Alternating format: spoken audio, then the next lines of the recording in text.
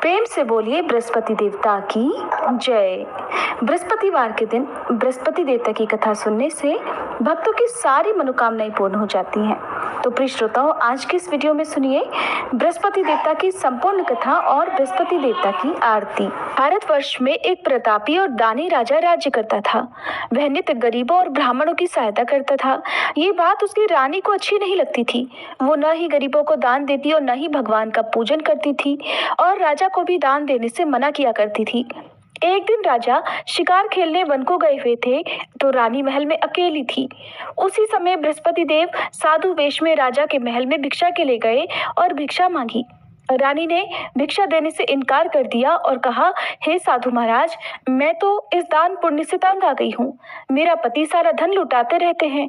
मेरी इच्छा है कि हमारा धन नष्ट हो जाए, फिर न रहेगा बांस न बजेगी बांसुरी। साधु ने कहा, देवी तुम तो बड़ी विचित्र हो। धन संतान तो सभी चाहते हैं, पुत्र और लक्ष्मी तो पापी के घर भी होने चाहिए। यदि तुम्हारे पास अधिक धन है तो भूखों को भोजन दो, प्यासों के लिए प्याऊ बनवाओ, मुसाफिरों के लिए धर्मशालाएं खुलवाओ।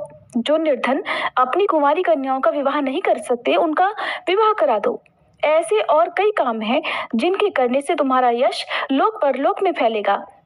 परंतु रानी पर उपदेश का कोई प्रभाव न पड़ा। कहने लगी, महाराज आप मुझे कुछ मत समझाइए। मैं ऐसा धन नहीं चाहती जो हर जगह बांटती फिरूं। साधु ने उत्तर दिया कि यदि तुम्हारी ऐसी इच्छा है तो तथास्तु। तुम ऐसा करना कि बृहस्पतिवार को घर लीपकर पीली मिट्टी से अपना सिर धोकर स्नान करना, भट्टी चढ़ाकर कपड़े धोना। ऐसा करने से आपका सारा धन नष्ट हो जाएगा। इतना कहकर वह साधु महाराज वहां से आलोप हो गए। साधु के कहे अनुसार बातों को पूरा करते करते रानी को केवल 3 बृहस्पतिवार ही बीते थे कि उसकी समस्त धन संपत्ति नष्ट हो गई। अब भोजन के लिए राजा का परिवार तरसने लगा। तब एक दिन राजा ने रानी से कहा, हे रानी, तुम यहीं रहो, मैं दूसरे देश को जाता हूँ क्योंकि यहाँ पर सभी लोग मुझे जानते हैं, इसलिए मैं कोई छोटा काम नहीं कर सकता। ऐसा कहकर राजा परदेश चला गया। वहां वह जंगल से लकड़ी काट कर लाता और शहर में बेचता। इस तरह से वह अपना जीवन व्यतीत करने लगा। इधर राजा के परदेश जाते ही रानी और दासी दुखी रहने लगी। एक बार जब रानी और दासी को 7 दिन तक बिना भोजन के रहना पड़ा तो रानी ने अपनी दासी से कहा, हे दासी, पास ही के नगर में मेरी बहन रहती है, वह बड़ी धनवान है, तू उसके पास जा और कुछ ले आ ताकि थोड़ी बहुत गुजर बसर हो जाए। दासी रानी की बहन के पास गई।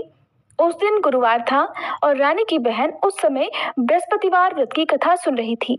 दासी ने रानी की बहन को अपनी रानी का संदेश दिया, लेकिन रानी की बहन ने कोई उत्तर नहीं दिया। जब दासी को रानी की बहन से कोई उत्तर नहीं मिला तब वह बहुत दुखी हुई। उसे क्रोध भी आया। दासी ने वापस आकर रानी को सारी बात बता दी। सुनकर रानी ने अपने भागी को कोसा। उधर रानी की बड़ी बहन ने सोचा कि मेरी बहन की दासी आई थी, परंतु मैं उससे नहीं बोली, इससे वह बहुत दुखी हुई होगी। कथा सुनकर और पूजन समाप्त करके वह अपनी बहन के घर आई और कहने लगी, हे बहन, मैं बृहस्पतिवार का व्रत कर रही थी। तुम्हारी दासी मेरे घर आई थी, परंतु जब तक कथा होती है तब तक न तो उठते हैं और न ही बोलते हैं, इसलिए मैं नहीं बोली। कहो दासी क्यों गई थी? रानी बोली, बहन तुमसे क्या छुपाऊं, हमारे घर में खाने तक को अनाज नहीं था। ऐसा कहते कहते रानी की आंखें भर आई। उसने दासी समेत पिछले 7 दिनों से भूखे रहने की बात अपनी बहन को विस्तार पूर्वक सुना दी। रानी की बहन बोली, देखो बहन, भगवान बृहस्पति देव सबकी मनोकामना पूर्ण करते हैं। देखो शायद तुम्हारे घर में अनाज रखा हो। पहले तो रानी को विश्वास नहीं हुआ, पर बहन के आग्रह करने पर उसने अपनी दासी को घर के अंदर भेजा तो उसे सचमुच अनाज से भरा हुआ एक घड़ा मिल गया। ये देखकर दासी को बड़ी हैरानी हुई।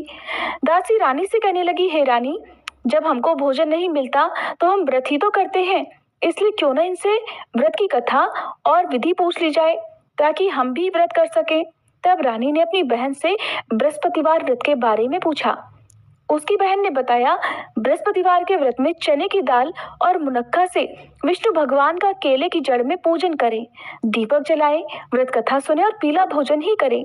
इससे बृहस्पति देव प्रसन्न होते हैं। व्रत और पूजन विधि बताकर रानी की बहन अपने घर को लौट गई। 7 दिन के बाद जब गुरुवार आया तो रानी और दासी ने व्रत रखा। घुड़साल में जाकर चना और गुड़ लेकर आई, फिर उससे केले की जड़ तथा विष्णु भगवान का पूजन किया। अब पीला भोजन कहाँ से आए, इस बात को लेकर दोनों बहुत दुखी थे। क्योंकि उन्होंने व्रत रखा था इसलिए बृहस्पति देव उनसे प्रसन्न थे। इसलिए वे एक साधारण व्यक्ति का रूप धारण कर 2 थालों में सुंदर पीला भोजन दासी को दे गए। भोजन पाकर दासी प्रसन्न हुई और फिर रानी के साथ मिलकर भोजन ग्रहण किया। उसके बाद वे सभी गुरुवार को व्रत और पूजन करने लगी। बृहस्पति भगवान की कृपा से उनके पास फिर से धन संपत्ति आ गई, परंतु रानी फिर से पहले की तरह आलस्य करने लगी। तब दासी बोली, देखो रानी, तुम पहले भी इसी प्रकार आलस्य करती थी। तुम्हें धन रखने में कष्ट होता था, इस कारण सभी धन नष्ट हो गया, और अब जब भगवान बृहस्पति की कृपा से धन मिला है तो तुम्हें फिर से आलस्य होता है। रानी को समझाते हुए दासी कहती है कि बड़ी मुसीबतों के बाद हमने ये धन पाया है, इसलिए हमें दान पुण्य करना चाहिए, भूखे मनुष्यों को भोजन कराना चाहिए और धन को शुभ कार्यों में खर्च करना चाहिए, जिससे तुम्हारे कुल का यश बढ़ेगा, स्वर्ग की प्राप्ति होगी और पितर प्रसन्न होंगे। दासी की बात मानकर रानी अपना धन शुभ कार्यों में खर्च करने लगी, जिससे पूरे नगर में उसका यश फैलने लगा। फिर एक दिन रानी और दासी आपस में विचार करने लगी कि न जाने राजा किस दशा में होंगे, उनकी कोई खोज खबर भी नहीं है।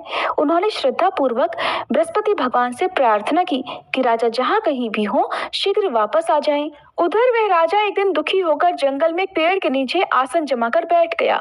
वह अपनी दशा को याद करके व्याकुल होने लगा। बृहस्पतिवार का दिन था। एकाएक उसने देखा कि निर्जन वन में एक साधु प्रकट हुए। वह साधु वेश में स्वयं बृहस्पति देवता थे।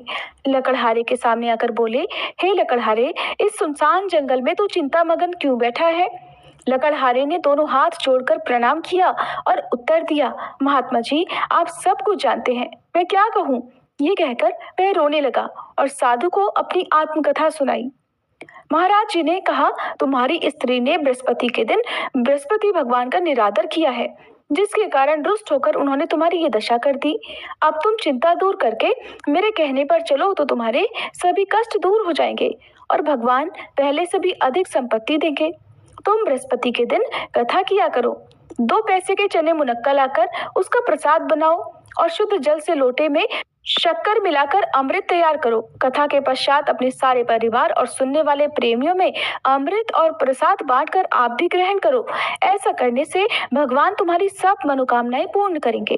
साधु के ऐसे वचन सुनकर लकड़हारा बोला, हे प्रभु, मुझे लकड़ी बेचकर इतना पैसा नहीं मिलता जिससे भोजन के बाद कुछ बचा सकूं। मैंने रात में अपनी पत्नी को व्याकुल देखा है। मेरे पास कुछ भी नहीं जिससे मैं उसकी खबर मंगा सकूं। साधु ने कहा, हे लकड़हारे, तुम किसी बात की चिंता मत करो। बृहस्पति के दिन तुम रोजाना की तरह लकड़ियां लेकर शहर को जाओ। तुमको रोज से 2 गुना धन प्राप्त होगा, जिससे तुम भलीभांति भोजन कर लोगे और बृहस्पति देव की पूजा का सामान भी आ जाएगा। जो तुमने बृहस्पतिवार की कहानी के बारे में पूछा है वह इस प्रकार है।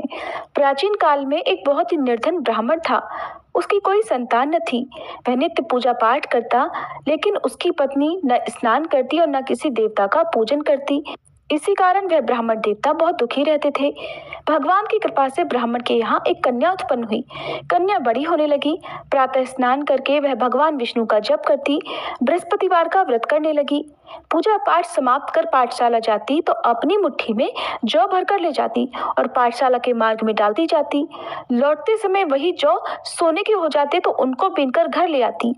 एक दिन वह बालिका सूप में उन सोने के जौ को फटक कर साफ कर रही थी कि तभी उसकी माँ ने देख लिया और कहा कि हे बेटी, सोने के जौ को फटकने के लिए सोने का सूप भी तो होना चाहिए। दूसरे दिन गुरुवार था। उस कन्या ने व्रत रखा और बृहस्पति देव से सोने का सूप देने की प्रार्थना की। बृहस्पति देव ने उसकी प्रार्थना स्वीकार कर ली।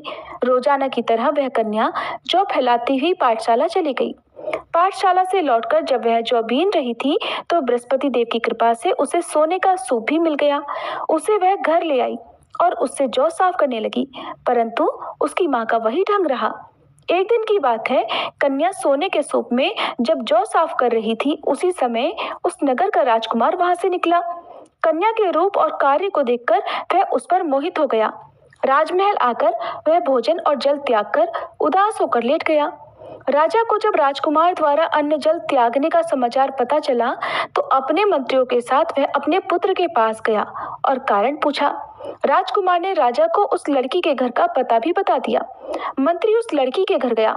मंत्री ने ब्राह्मण के सामने राजा की ओर से निवेदन किया। कुछ ही दिन बाद ब्राह्मण की कन्या का विवाह राजकुमार के साथ संपन्न हो गया। इधर कन्या के घर से जाते ही ब्राह्मण देवता के घर में पहले की तरह गरीबी का निवास हो गया। एक दिन दुखी होकर वह ब्राह्मण अपनी पुत्री से मिलने गए। बेटी ने पिता की अवस्था को देखा और अपनी माँ का हाल पूछा। ब्राह्मण ने सभी हाल कह सुनाया। तब कन्या ने बहुत सारा धन देकर अपने पिता को विदा कर दिया। लेकिन कुछ दिन बाद फिर वही हाल हो गया। ब्राह्मण फिर अपनी कन्या के यहाँ गया और सभी हाल कहा तो पुत्री बोली, हे पिताजी, आप माताजी को यहाँ लिवा लाओ, मैं उन्हें वह विधि बता दूंगी जिससे गरीबी दूर हो जाए। ब्राह्मण देवता अपनी पत्नी को साथ लेकर अपनी पुत्री के पास राजमहल पहुंचे तो पुत्री अपनी माँ को समझाने लगी, हे माँ, तुम प्रातःकाल स्नान आदि करके विष्णु भगवान का पूजन करो तो सब दरिद्रता दूर हो जाएगी। परंतु उसकी माँ ने उसकी एक भी बात नहीं मानी। वह प्रातःकाल उठकर अपनी पुत्री की बची जूठन को खा लेती थी। एक दिन उसकी पुत्री को बहुत गुस्सा आया। उसने अपनी माँ को एक कोठरी में बंद कर दिया। प्रातः उसे स्नानादि करा के पूजा पाठ करवाया तो उसकी माँ की बुद्धि ठीक हो गई। इसके बाद वह नियम से पूजा पाठ करने लगी और प्रत्येक बृहस्पतिवार को व्रत करने लगी। इस व्रत के प्रभाव से मृत्यु के बाद वह स्वर्ग को गई। वह ब्राह्मण भी सुख पूर्वक इस लोक का सुख भोगकर स्वर्ग को प्राप्त हुआ। इतना कहकर साधु अंतर ध्यान हो गए। धीरे धीरे समय बीतने पर फिर वही बृहस्पतिवार का दिन आया। लकड़हारा जंगल से लकड़ी काटकर किसी शहर में बेचने गया। उसे उस दिन और दिन से अधिक पैसा मिला। राजा ने चना गुड़ आदि लाकर गुरुवार का व्रत किया। उस दिन से उसके सभी क्लेश दूर हुए। परंतु जब दोबारा गुरुवार का दिन आया तो बृहस्पतिवार का व्रत करना भूल गया। इस कारण बृहस्पति भगवान नाराज हो गए। उस दिन उस नगर के राजा ने विशाल यज्ञ का आयोजन किया था और शहर में ये घोषणा कर दी कि कोई भी मनुष्य अपने घर में भोजन न बनाए, न आग जलाए। समस्त जनता मेरे यहाँ भोजन करने आए। इस आज्ञा को जो न मानेगा उसे फांसी की सजा दी जाएगी। इस तरह की घोषणा संपूर्ण नगर में करवा दी गई। राजा की आज्ञा अनुसार शहर के सभी लोग भोजन करने गए, लेकिन लकड़हारा कुछ देर से पहुंचा, इसलिए राजा उसको अपने साथ घर लिवा ले गए और ले जाकर भोजन करा रहे थे तो रानी की दृष्टि उस खूंटी पर पड़ी जिस पर उसका हार लटका हुआ था। वह वहां पर नहीं दिखाई दिया। रानी ने निश्चय किया कि मेरा हार इसी मनुष्य ने चुरा लिया है। उसी समय सिपाहियों को बुलाकर उसको कारागार में डलवा दिया। जब लकड़हारा कारागार में पड़ गया और बहुत दुखी होकर विचार करने लगा कि न जाने कौन से पूर्व जन्म के कर्म से मुझे यह दुख प्राप्त हुआ है, और उसी साधु को याद करने लगा जो कि जंगल में मिला था। उसी समय तत्काल बृहस्पति देव साधु के रूप में प्रकट हुए और उसकी दशा को देखकर कहने लगे, अरे मूर्ख, तूने बृहस्पति देव की कथा नहीं करी, इस कारण तुझे ये दुख प्राप्त हुआ है। अब चिंता मत कर, बृहस्पतिवार के दिन कारागार के दरवाजे पर 4 पैसे पड़े मिलेंगे। उनसे तू बृहस्पति देव की पूजा करना, तेरे सभी कष्ट दूर हो जाएंगे। बृहस्पति के दिन उसे 4 पैसे मिले। लकड़हारे ने कथा कही। उसी रात को बृहस्पति देव ने उस नगर के राजा को स्वप्न में कहा, हे राजा, तुमने जिस आदमी को कारागार में बंद कर दिया है वह निर्दोष है, वह राजा है, उसे छोड़ देना। रानी का हार उसी खूंटी पर लटका है। अगर तू ऐसा नहीं करेगा तो मैं तेरे राज्य को नष्ट कर दूंगा। इस तरह रात के स्वप्न को देखकर राजा प्रातःकाल उठा और खूंटी पर हार देखकर लकड़हारे को बुलाकर क्षमा मांगी और लकड़हारे को योग्य सुंदर वस्त्र आभूषण देकर विदा कर दिया। बृहस्पति देव की आज्ञा अनुसार लकड़हारा अब अपने नगर को चल दिया। राजा जब अपने नगर के निकट पहुंचा तो उसे बड़ा आश्चर्य हुआ।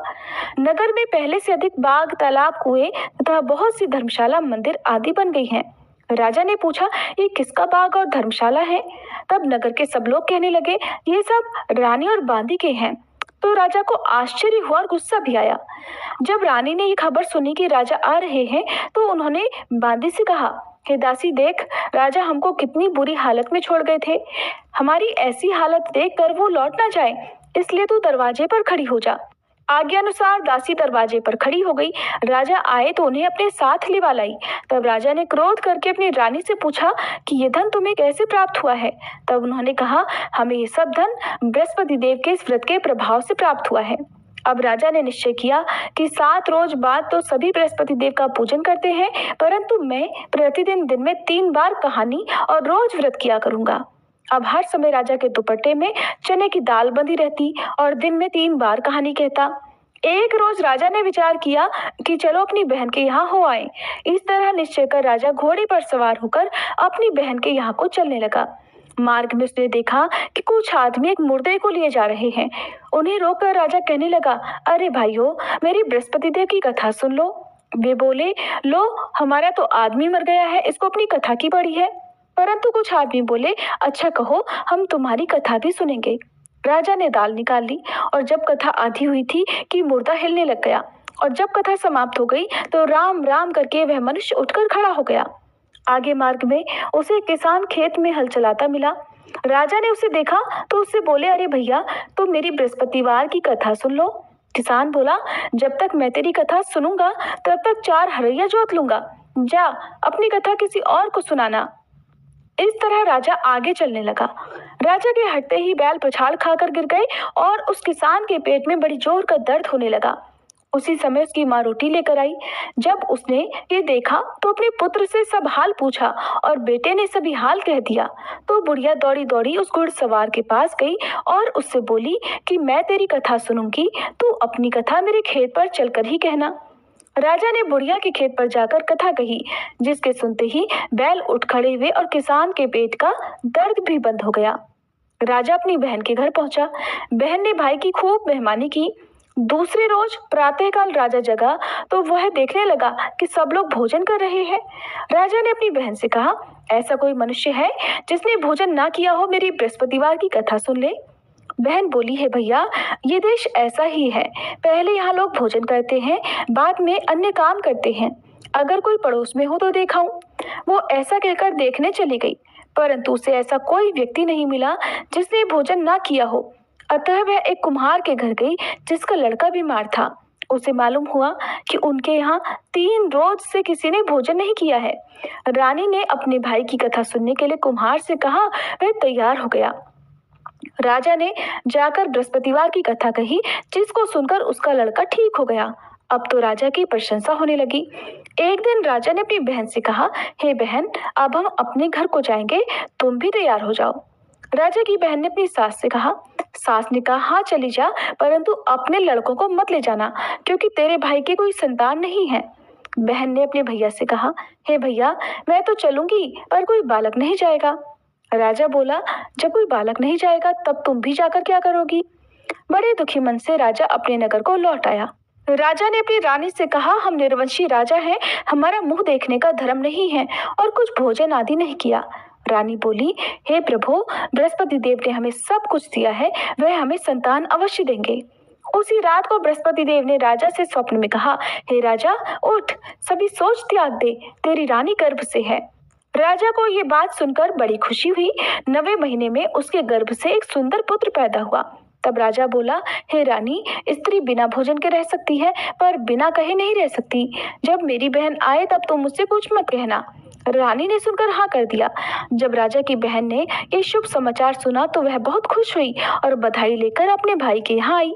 तभी रानी ने कहा, घोड़ा चढ़कर तो नहीं आई, गधा चढ़ी आई।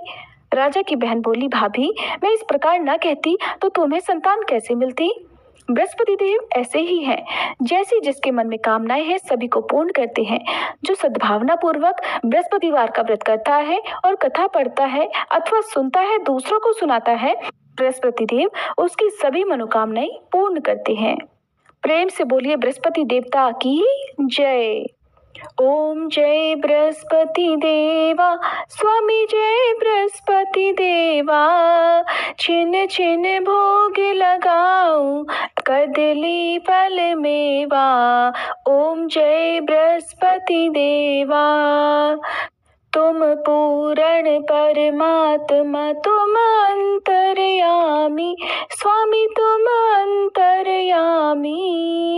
जगत पिता जगदीश्वर, जगत पिता जगदीश्वर, तुम सबके स्वामी। ओम जय बृहस्पति देवा। चरणामृत निज निर्मल सब पातक हरता, स्वामी सब पातक हरता। सकल मनोरथ दायक, सकल मनोरथ दायक, कृपा करो भरता। ओम जय बृहस्पति देवा। तन मन धन अर्पण कर जो जन शरण पड़े, स्वामी जो जन शरण पड़े। प्रभु प्रकट तब होकर, प्रभु प्रकट तब होकर, आकर द्वार खड़े। ओम जय बृहस्पति देवा। दीन दयाल दयानिधि भक्तन हितकारी, स्वामी भक्तन हितकारी। पाप दोष सब हरता, पाप दोष सब हरता, भव बंधन हारी। ओम जय बृहस्पति देवा। सकल मनोरथ दायक, सब संशय तारो, स्वामी सब संशय तारो। विषय विकार मिटाओ, विषय विकार मिटाओ, संतन सुखकारी। ओम जय बृहस्पति देवा। जो कोई आरती तेरी प्रेम सहित गावे, स्वामी प्रेम सहित गावे। ज्येष्ठानंद बंद सो सो निश्चय पावे। ओम जय बृहस्पति देवा। ओम जय बृहस्पति देवा, स्वामी जय बृहस्पति देवा। छिन छिन भोग लगाऊं, कदली फल मेवा। ओम जय बृहस्पति देवा।